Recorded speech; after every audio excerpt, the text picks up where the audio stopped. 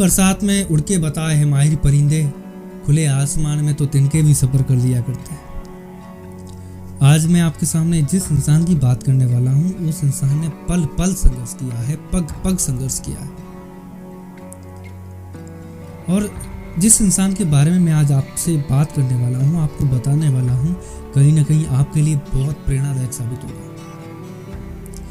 बात कुछ समय पहले की है, लेकिन आज भी कंपटीशन एग्जाम की तैयारी करने वाले कैंडिडेटों के लिए बहुत प्रेरणादायक है।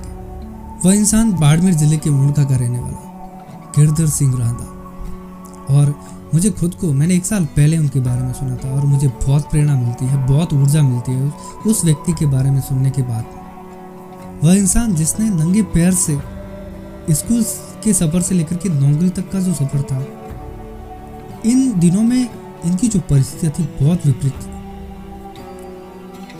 वो बताते हैं कि घर में खाने के जो है लाले पड़ जाते थे। कभी कभी ऐसे दिन आते थे कि सूखी मिर्च में नमक मिलाकर पानी के साथ में जो है उनको जो है ठंडी रोटी खानी पड़ती थी।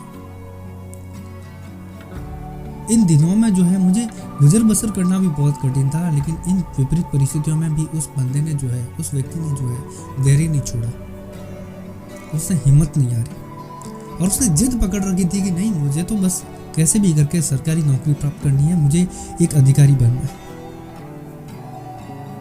आखिर उनकी जिद पूरी हुई, लेकिन जिद पूरी होने तक के सफर के बीच में इस बंदे ने जो संघर्ष किया वो आपके लिए बहुत प्रेरणादायक है। फटी पुरानी सीमेंट की बोरी में पुस्तकों के साथ में नंगे पैरों से स्कूल जाने वाला वो बच्चा जब कॉलेज समय में जाता है, बहुत से ऐसे काम है जो उसको गुजर बसर करने के लिए करने पड़ते थे। कभी ढाबे पर खाना बनाना, कभी कपड़े की फैक्ट्री में काम करना, लेकिन उस इंसान ने कभी हिम्मत नहीं की। कैसे भी किसी भी प्रकार के माध्यम से मुझे सफल होना पड़े तो मैं होऊंगा, लेकिन मैं हर वो कोशिश करूंगा जो मेरी सफलता के लिए जरूरी है। इन दिनों जो है भगवान ने भी उनके धैर्य की खूब परीक्षा ली। उनकी दादी जी, उनके चाचा जी जो है वो सुसाइड कर लेते हैं। और आपको पता है कि घर में कोई व्यक्ति यदि सुसाइड कर लेता है तो अपने ऊपर क्या गुजरती है, लेकिन फिर भी गिरधर सिंह रांधा जी ने जो है धैर्य नहीं खोया। इस बंदे ने जो है संघर्ष जारी रखा। बैंक पीओ से लेकर के एसएससी तक कुल 21 एग्जाम दिए, लेकिन बार बार असफल।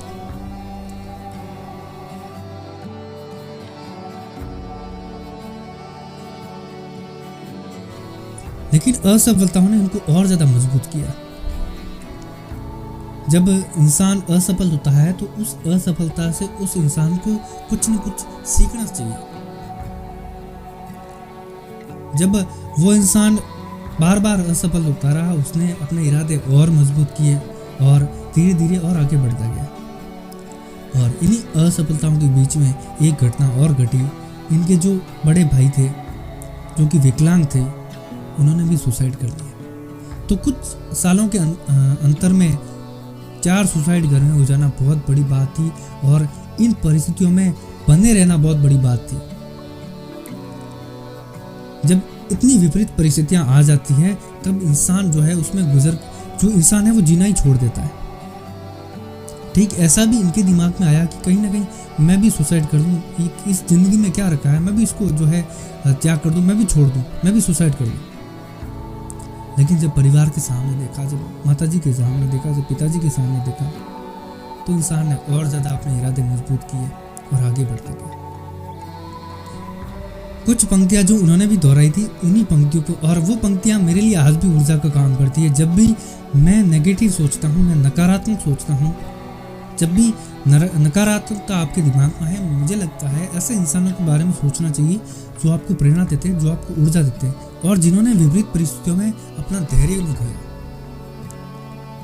और वो पंक्तियां मैं आज दोहरा रहा हूँ कि छिप छिप कर अश्रु बहाने वालों, मोती व्यर्थ लुटाने वालों, कुछ सपनों के मर जाने से जीवन नहीं मरा करता है। सावन के कुछ पानी के बह जाने से सावन नहीं मरा करता है।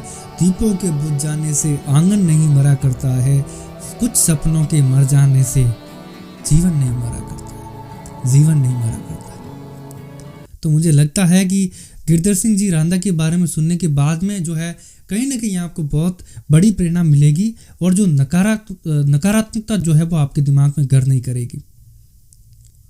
उनका पूरा वीडियो जिसका लिंक मैंने डिस्क्रिप्शन में दिया हुआ है, आप जाकर के देखिए और उनकी खुद की आवाज़ में ज़रूर सुनिएगा।